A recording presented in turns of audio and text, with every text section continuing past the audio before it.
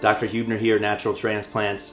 Wanted to talk to you about what to expect after the procedure and what you can do, what you can't do. So the minute that you leave the procedure, you won't be in any pain. The anesthesia tends to wear off shortly after the procedure. So for the night of the procedure, you'll have pain medications, and we use a wide variety of pain medication to treat your pain. Some people are okay even with just Tylenol and Motrin. Other people will sometimes have a little more pain, and for the first night or two we'll take something more prescribed. So we'll be happy to provide you those prescriptions, and oftentimes we'll even pick them up for you from the pharmacy so you have them in hand before you leave. But as far as what to do the night of the procedure, it's very simple. Rest and ice. You're going to want to keep your head upright. You're going to want to try to limit your motion for the first night. And for the first 3 nights, you're going to want to sleep in a semi-upright, reclined position with one of those airline neck pillows to give you some neck support. Other than that, a little bit of ice on the forehead, not on the grafts themselves, but only on the forehead to decrease the chance of having any swelling.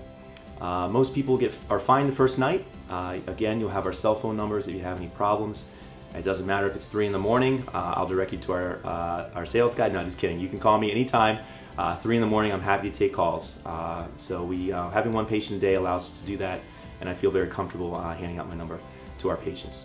The second day, you're going to be doing what's called a light rinse, and that involves going into the shower and taking a cup in, filling it up with some warm water, and then very gently pouring it on top of your head a couple times. And that's just to basically rinse everything off and keep everything clean. You'll notice the second day you're going to have some scabs that will be developing all through the night, the prior night, and some of those scab tips and edges will come off naturally. It's what they're supposed to do. Other than that, again, sleeping in the semi-upright position, you're going to also be starting an antibiotic prophylactically to prevent infection. The third day is the day where we do a cleanse or a wash, and that involves going into the shower with some shampoo and a separate conditioner, and basically working up a lather on your head. So it's very simple. You're going to continue this shampoo and conditioner from then on. You want to get some soap on the back and hairline, on the suture line in the back.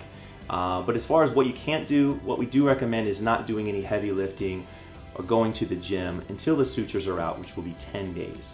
Certainly people can go back to work and sit at a desk and do some simple things around the house, even do some walking. But as far as vigorous exercise and cardio, we'd want you to avoid that for 10 days. The reason for that is because all of that puts tension on the suture line in the back.